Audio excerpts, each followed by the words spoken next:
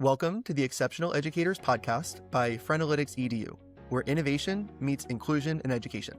I'm your co-host, Matt Giovanello, the CEO and co-founder of Friendalytics. At Friendalytics, we put special education and English language learners front and center. Our award-winning Friendalytics EDU platform helps streamline progress monitoring, improve communication and compliance, and offers truly personalized learning to your students of all abilities. Each episode of our podcast features candid conversations with district and school leaders, classroom changemakers, edtech founders, and industry executives, all dedicated to transforming learning for each and every one of our students, especially our learners with unique abilities. With a focus on extraordinary educators and the exceptional students they serve, we explore the latest in special education, accessible technology, and inclusive leadership. In this episode, Exceptional Educators is exceptionally thrilled to welcome Kirk Koennecke, the Superintendent of Indian Hill Schools in Cincinnati, Ohio. With over 2 decades in education and recognition at both the state and national levels, Kirk's leadership is grounded in student-centered vision, community trust, and courageous change. Speaking of, in 2023, Kirk received the coveted Superintendent of the Year award by the National Association of School Superintendents, and under Kirk's leadership, Indian Hill High School was proudly ranked number 1 2 years in a row, Best Public High School in Ohio by Niche, and number 6 Best School District overall across the state of Ohio. He's here today to help us learn how an already exceptional district can evolve for the next generation. Kirk, thank you for joining us this morning. It's so great to meet you. For having me, Matt. I appreciate it, and thanks for all those accolades. They don't happen without great families and great students working with world-class faculty here at Indian Hill. We're very proud of our students and teachers. You should be, and I'm so glad you're shouting it from the rooftops. It takes a village, and I'm so glad that you're a living, breathing example here to tell the tale today. Speaking of Kirk, let's start with an opening question, and it's one that we ask all of our educators and our leaders. It's, what is your why? What brought you into this world of education? We know you have a lot of reasons for staying here. Tell us what some of those are, and what are you seeing for the road ahead in education? Well, my why hopefully is pretty apparent after 30 years of public education. I love helping children succeed. And I like working with people, of course, and adults who are like-minded that want children to be able to realize their talents and have success in their life. And, at this point in my career, my job as a leader is to develop other leaders. And I hope that we can pay it forward by developing other leaders who want to do the same. It's their future that matters to me. That's my why. It really does. That's so succinct and so well said. And I think speaks nicely to an opening topic that we can explore a little bit more, which is leadership within your school district. It is abundantly apparent that the leaders in your school district care so much about your students, and that's what, in part, has resulted in all of these accolades. Let's talk a little bit about your leadership pipeline, what you've built over the years at Indian Hill that's worked so well that maybe can serve as inspiration for other districts who are trying to either recruit, train, or retain their teachers and their leaders so that they can be an exceptional district as well. What's your secret? The secret is the pipeline itself. You have to have a system.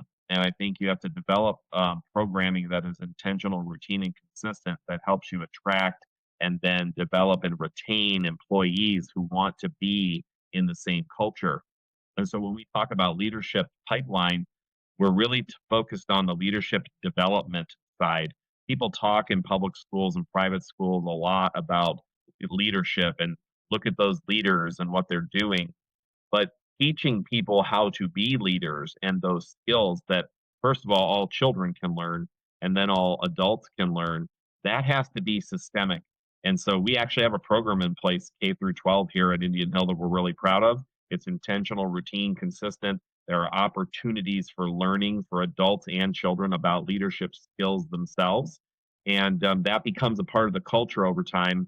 And then I think people want to stay and be a part of that culture. Practically speaking, Kirk, how did you, during your tenure at Indian Hill, begin to implement that, and how do you sustain it? Meaning, in other words, how often are teachers and aspirational leaders going through such programming? When does that happen over the course of the school year? What level of exposure do students have, if any? Tell us a little bit more about what that looks like.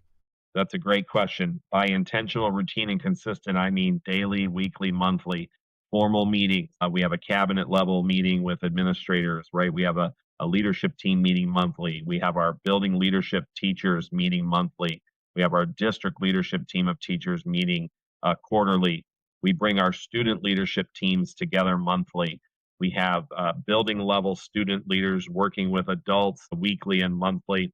But there's a plethora of programs here for a school district that has 2,400 students. We really operate like a large comprehensive school system. There are so many opportunities that are available. And those opportunities themselves have been built and created not just by adults, but by students who have ideas. And so what we try to do is not say no around here. We try to figure out how to get to yes. And that is because the teachers want to imbue this leadership development into the things that they're doing. And then, of course, we let them run with it. Our faculty are world class. They want to do the best they can with the content when they learn it, and they want to transfer it to students. And that's where the magic happens. I love that. I think it's innate for a lot of leaders within K-12 education that staff need to have this feeling in order to be retained and to grow professionally and in their leadership roles. But maybe a little less often do I, at least personally, hear students playing a role in that. So, related question to what we're talking about here, Kirk. What role does student voice play in shaping your district priorities? How do students get selected? How can they raise their hand and say, I want to be a part of those monthly meetings? What does that look, feel, and act like? And how much of a voice do students have? Well, don't tell the adults here, but we joke about it. The student's voice matters the most, right? And students, if we're truly going to have a personalized student-centered culture, which is what our IH Promise Plan is all about, learners as doers, then learners' voice has to come first. But adults have to tease it out. They have to ask for it. They have to give that space. And when we talk about leadership, people need to feel seen and heard, and that means you have to give them time. So you literally have to structure time and activities in that capture student voice. One of the ways that we do that here is literally through testimonials that are live, recorded, storytelling. Our CCO, Heather Higdon, works with our student ambassadors, K through 12, so that the students are capturing student voice and talking to each other and educating each other about the things that they love and those opportunities that are going on. And then we do a lot with focus groups and forums where we reach out to students and parents and we put adults and students in rooms together. That way they have to listen to each other about aspirations and wants and needs. If we don't do that, then the adult voice always overwhelms the student voice. And again, we can't truly have a student centered culture. I think our staff and our community work really hard to elevate student voice. I'm getting that sense as well. And I love the examples you've shared so far. I want to dig a little bit more into another kind of adjacent topic, and that is your increasing school enrollment. Here in New York City, we don't face that. We have declining school enrollment, and that is the case for public school districts and by and large across the country. But you are facing an interesting bucking of the trend where you have more students wanting to join the district than you might even be able to support at the moment. And so what I'm kind of putting together is this parallel between public school districts, such as the one that you operate, and private companies where competition is key. So let's back up a little bit first before I get into the meat of this question. Tell us a little bit more about the status of your exempted school district, what that means within the state of Ohio, and how that affects the revenues you receive from students who enroll. And then that's going to be a conduit to my next set of questions. I think when people hear exempted village school district, they might think about taxation and property, and it's really about how the size of the district evolved and grew from a small village to a modern school district. And throughout the second half of the 20th century, this district evolved into an area where we have both individual properties that are owned by family owners, and then we also have a commercial and business area. This status that we have just is a way to define the school district and its size relative to others in a highly competitive region where we literally have competition in our backyard, our private schools that are within our public school district boundaries that we compete against for enrollment at all times.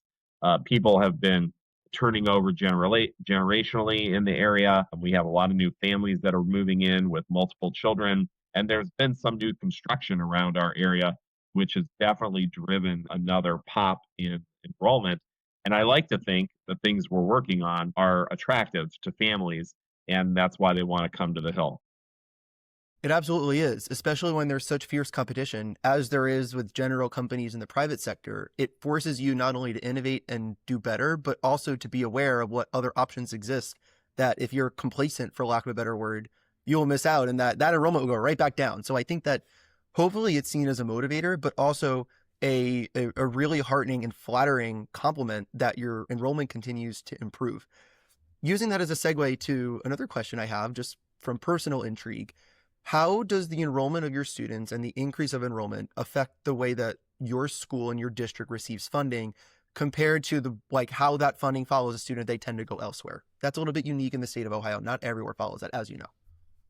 Great question. Couple of answers. First, we receive very little funding from the state here in Indian Hill or the federal government. The large majority of our funds come from our local taxpayers and property owners and the commercial revenues. Over, I would say, over 92% of our revenues are local. And what we do use our funding from for the state, of course, the feds, is the things that you know, title funds, helping with students with disabilities, making sure that IDEA is in place and that we are able to take care of students with every dollar that we get to have the most impact that we can have. So when I tell you that our local families are amazing and supportive, they understand that our budget is unique, and we also have the lowest tax basis in Hamilton County, Ohio, which a lot of people don't think of when they think of Indian Hill. So I really believe that our local families are able to maximize their own dollars and impact in a public education setting here at Indian Hill. And as we're growing, you might imagine the other part of this answer is we're dealing with a higher percentage of population of students with needs. We have a growth in our ELL population that has skyrocketed over the last 15 years. And so that requires more dollars, more services, more staffing if we want to maintain really high quality education with really small classroom ratios, which has always been a hallmark here at Indian Hill, the teacher to student ratio. And so as we're growing and looking at enrollment, it all matters. Every dollar matters for budgets, facilities, and staffing to be able to maintain a high level of delivery of services for all. I think you're saying, in part, the quiet part out loud, Kirk, and the unfortunate but understandable reality that educating students with disabilities and students who fall under that English language learner category often costs significantly more than educating a student in a traditional general education or even ICT setting. Getting into that a little bit, you have an interesting dichotomy at Indian Hill of students who are incredibly high performing, might even be high performing on their own, but your staff is really turbocharging their success. It's helping you achieve the 98% graduation rate that you have across the district and all of the outcomes that Indian Hill is really well known for. Yet at the same time, your needs across students with disabilities and English language learners are growing. So let's get into that a little bit. Tell me about what that landscape looks like, a little bit more in color of how that's changed over the years and what the district in more recent years has been investing in to better support the growing and increasingly diverse needs of your students. Well, one of the things we've done is we've literally invested in people to add intervention specialists and to add paras and to train and develop them so that they can also have some movement within our organization. And if they want to get an education, for example, and make more money and stay with us, that's really important. Just when I look at the aides who work around our district, what our Chief Human Resource Officer, Jim Nickel, has done with his planning and our Director of People Services, Erica Leopard, is they've created a tiered system where people can come in and those relationships they develop with the students are so valuable. We would like to keep those people. And then how do we help develop them with their own professional goals, their own education? And all of that takes time and money, but being willing to be creative with it has allowed us to keep a stable of over 41 paras. And most of the people want to work here and they don't leave. And so that's really important because that is an issue that so many public schools face year in and year out. And when you can't build those relationships with your students with needs, sometimes you have these losses right out of the gate. We're able to mitigate a lot of that with our staffing planning. And the intervention specialist, as you know, is an expert who helps us with individuals and classrooms, and that the collegiality that we've tried to build with our mentoring program has really, I think, helped us make great strides to serve families in ways that just many other schools I don't think can. And all of that costs money, but the impact is immeasurable for all students. And if we say all, we have to mean all. Very true. It makes my day, makes my year, in fact, Kirk, that you're seeing the important ROI of that investment, because I think when you come from a position of strength and you come in with that growth mindset, it's a little bit easier, albeit, it still requires that leadership and long-term mentality to say this investment is worth it, not only from a moral standpoint, but because of the growing and changing landscape of our students. If you're not in as fortunate of a position as you are at Indian Hill and you're coming from a position of a deficit at a lot of the schools and districts throughout the country, that decision is that much harder. But it's still a decision for school districts to make nonetheless. And so I commend you for recognizing the importance and having that courage to say, this is how we're going to be doing things to support our students with disabilities. This is how we're keeping our roster of aides and paras on staff, and we are going to retain them. Saying that is one thing. Actually doing it, as you know, more than anybody else, is a very different thing.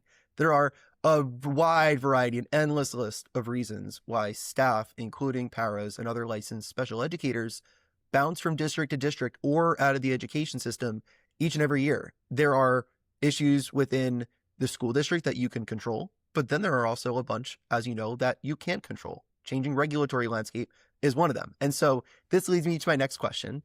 You are probably familiar, as is Erica, your director of PPS, that there are changes to the way that Ohio is implementing or rebooting, for lack of a better phrase, MTSS across districts and changes of guidance with their new IMTSS program. So for what you know of that, the changes in regulatory landscape, how is that impacting the way that you're running PD for your staff, how you're thinking about supports for those students who need it, both within and outside of special education? I mean, we've spent a lot of time as a team taking some direction from Erica and our teachers to explore partnerships, right, in a different way. And partners can help us in lots of different ways. Some of them are just time, talent, some are energy, and some are money, and some are, companies. And we need to make sure when we talk about MTSS that first and foremost we can communicate to our public about what are we doing and how do we do it. And it's all about, of course, helping an individual and their family navigate the school system. And so when we talk about a spectrum of services that we want to be able to provide to all students from intervention to enrichment, every child is different and learns different. The more personalized we can get with that data, the more granular we can get with the data in real time, the more we can make better decisions as a team to help that student thrive. And so we're looking at those kinds of things: AI, interpretive, data driven software that's adaptive, that has a great dashboard that can be used both by children and adults and their parents. And then how do you take all of that and communicate it clearly and crisply? And I think those are the things we're working on with partners and trying to move the needle so that our educators can do the best job they have with the time they have. I love that you're prioritizing embracing those partnerships, whatever those partnerships may look like. And I think you gave a couple of great examples of definitions for partners, because it's not a one size fits all model. Let's switch gears a little bit and talk about the transition from being merely a test ready set of students and scholars to being future ready.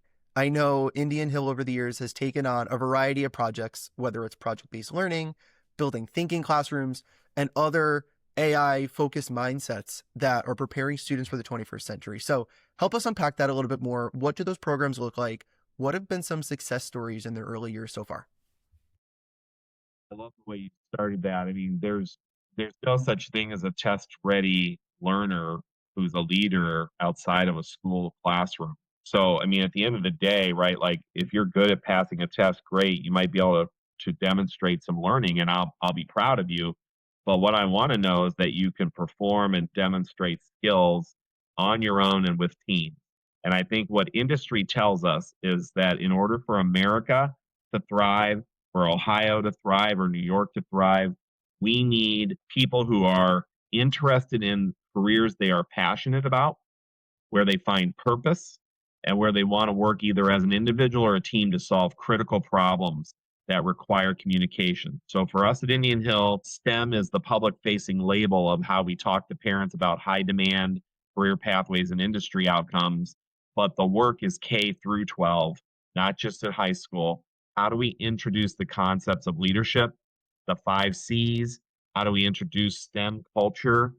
Problem-based learning is what we call it internally with our teachers, or building thinking classrooms. But the practical applications of all that are students leading to problem solve and students performing and presenting what they learn. And that is so important to the IH Promise strategic plan. And our public told us they wanted that. Over 2,400 bits of information and input from our community said, go do this kind of work because that's the most relevant, and don't wait until they get in high school. And so everything we're doing, from an entrepreneur center to a leader in me to making sure service learning is a problem-based learning module at the middle school, all of the programming you see at Indian Hill focuses in on these essential skills that people need to navigate multiple career paths of their choosing and do it successfully. That which is why leadership development is so important. We can all learn skills to apply, have really high ethics and morals and governance, both for ourselves and with teams, and then apply it to whatever topic or industry or career path we want. Absolutely. I love the examples that you just brought up. I'm going to ask you to dig a little bit deeper into some of them in a moment. But before we do that, let's back up. You defined your 5 C's. Let's get into that. Share them with us. Again, critical thinking, creativity, all of those buzzwords that maybe you might hear out there in society, teaching our students the problem solving methodology. Stanford's got their own language, Harvard has their own language, MIT has their language, design thinking, and whatever that is, that's what gets boiled down to kind of those 5 C's of critical thinking skills and how you apply them in a decision making cycle. Teaching children how to think and what to do with their thinking, that's what school is about, and that's the bottom line. So we can talk about pedagogy internally, but I think what our teachers understand when they say learners as doers, learners as individuals, and the IH promise is we have this promise to make sure you learn how to think and what to do with it. And then you're going to apply it to these areas where you find purpose. And to truly have a personalized student centered culture, students have to have voice and choice in that menu of learning. I don't care whether they're in kindergarten or 12th grade, they need voice and choice about what and how they'll learn and what kinds of projects they're going to get to be creative with to apply their learning. Totally. And, it's funny. I had a question for you about maintaining community trust while introducing change. That question actually is almost a moot point because your community was the one advocating for such a level of change. Let's flip that question around a little bit. How have you, over the years, cultivated partnerships within and among your community members to allow them to feel comfortable enough and confident enough to say, we want this change, while keeping it at a partnership level instead of it being what some districts unfortunately have to experience, a little bit of a pitchfork type environment where the board is advocating for one thing, the community wants a second, and the school is actually carrying out a third. How are we level setting that? How are we bringing everybody together in the middle so that they are saying we want this and you're like, I'm so glad you're asking for it, let's do it?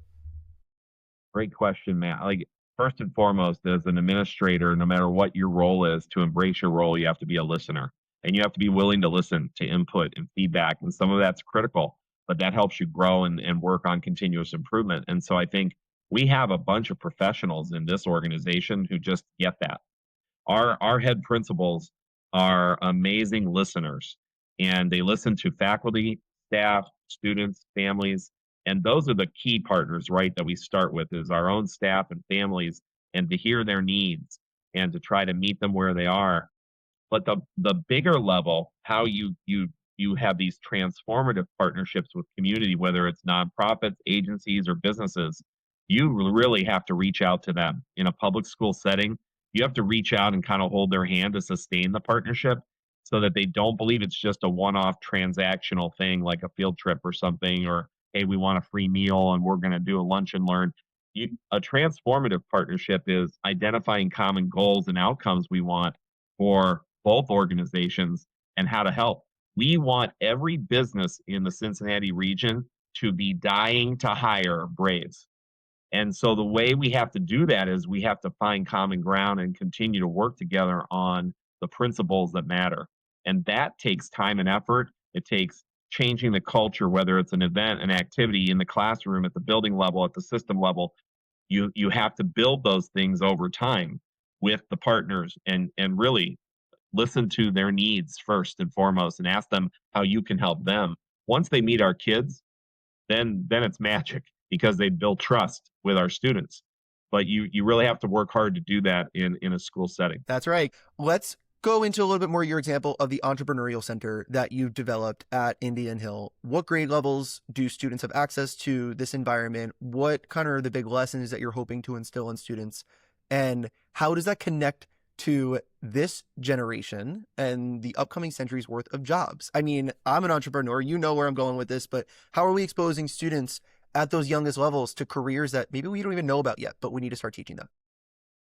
So exciting, whether we're talking about leadership development or real world learning or entrepreneurism. I mean, future ready mindset. This is all about the physical embodiment in our high school right now of an entrepreneur center where we renovated a space that was tired, that there was no traffic, students weren't going there.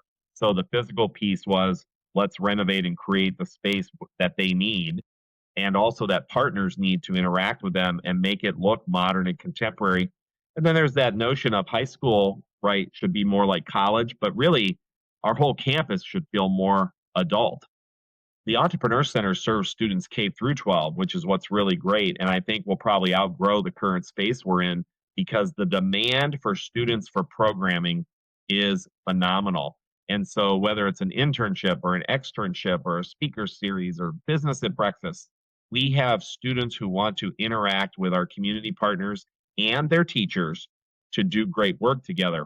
I think what our teachers are learning is that as partners come to bear at the school, they benefit and find ways to connect on problem based learning and all the things that they want to work on in what you might call a more traditional classroom setting. And then what I think we're all learning is students want to find distinguishers as they build a resume, not only to decide what they want to do, but also to learn and filter out what they don't want to do after school. So from resume building to learning from an author to an artist coming in and or a leader coming to speak at a summit on the Hill, our students are getting opportunities they never had before. I do think sometimes community members go, well, wait a minute, what about all their classes and their schedule? Our students can handle this. Not only can they handle it, they want to choose it and they want to demand it. And so what it's really led to is an evolving master schedule across campus at different buildings, which is really exciting because then teachers and students are working together to re-envision what school should be like. And we all talk about that, but rarely do we ever change it. And so here our faculty are really working hard on that. And I can't wait to see what they come up with. And the EC is just one part of all that. Well, you're delivering on your promise of voice and choice for students. And it turns out that both of those can be true. You can deliver on all of the state mandated and federal mandated academic requirements for students to graduate as they should be learning in a school setting, but also give them the flexibility and time of their day to explore all of these next generation career paths in a way that's really exciting and interesting and things that they want to actually sign up for instead of forcing them to do it. So that's a really cool example. I think more districts selfishly need to be doing that. And I just love that you have that going on at Indian Hill. Thanks for sharing that example. I have maybe one or two more questions for you, and then we'll wrap up today's conversation, Kirk. This has flown. Let's get a little bit into how you are, one, supporting student and staff well-being in these high pressure environments. And two, we've been talking about this a little bit more, but I'd like you to put an even finer point on it. How you're maintaining a culture of excellence instead of saying, we've got all these really good things going, let's just keep at them, and having that be potentially construed as remaining complacent. So how are we supporting your staff and students right now and making sure that the highest of the high performers continue to be invested in while your students who might be struggling a little bit more get the support they need? And how do we maintain this culture of excellence, especially for schools that are trying to strive it? Questions. I think one of the things we've really been working on internally the last few years is this notion of, universal design for learning and how does that impact teachers and delivery. So when we talk about, again, all means all, how students work through problem-based learning as an individual and a group, when you're in a group where there are multiple ability sets, we need to make sure our teachers are equipped to deliver and differentiate and then support. And so we've been doing a lot internally with that professional learning model of what does UDL mean? How does it intertwine with all this other edge jargon that we always have to use, right? And I think our teachers get it, right? But then to flip the coin on the outside, how do parents and students understand it? What does it look like? What does that support look like? That support isn't just more staff.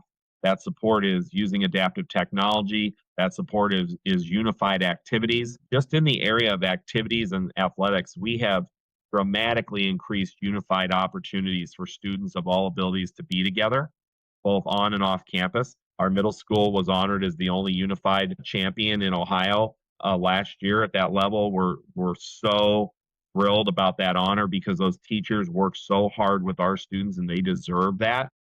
That's a great example of how we're moving the needle in terms of awareness and involvement of teachers with students. And then parents can learn and see that, and then we can try to meet everybody's needs. And it's about academics, athletics, and the arts here, right? So it's not just what happens in the classroom. And I think we're trying to make really important strides that way. So that keeps us moving forward. And then the second part of your question is, you know, continuous improvement at Indian Hill is it doesn't matter what the rankings are. It doesn't matter what one community member thinks about the rankings. It matters what we all do to evaluate and assess.